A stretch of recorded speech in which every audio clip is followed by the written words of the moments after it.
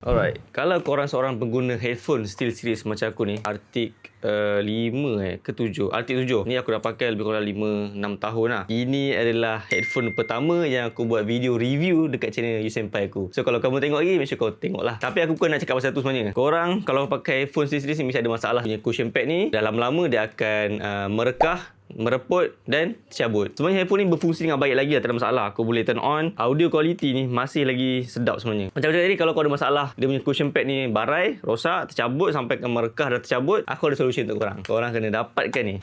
Ni dia. Replacement cushion pad daripada China lah basically. Benda ni replacement ni daripada China je lah. And benda ni tak mahal, lebih kurang dalam RM15 macam tu lah. Campur shipping dekat RM17 tolak voucher. And yang aku beli ni dia ada design sikit lah dalam ni tau. Dia ada design macam spider web sikit. Memang nampak cantik, kemas. Dan dia punya cushion pad ni memang seingat aku lah, the exact same macam mana kau beli original punya. Tapi kau tengok kat belakang ni, dia punya bentuk ni, alignment dia tak sekata, tak selari lah. Tapi in term of padding, ya sama, tebal dan juga soft. Nak pasang ni pun senang je. Simple lah. Alright. So inilah dia bentuk final look dia macam ni.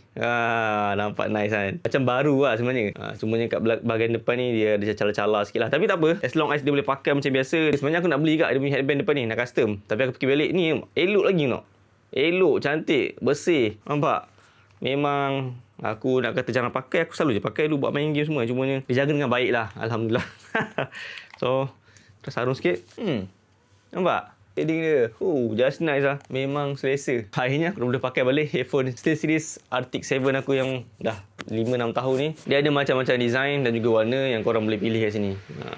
Even dia punya headband atas ni pun dia ada jual juga. Memang banyak design lah. Sekarang ni Shopee dia ada buat promo 88. So aku rasa ini ada promotion. So kalau kau nak dapatkan, kau boleh tekan kat bel kuning tu.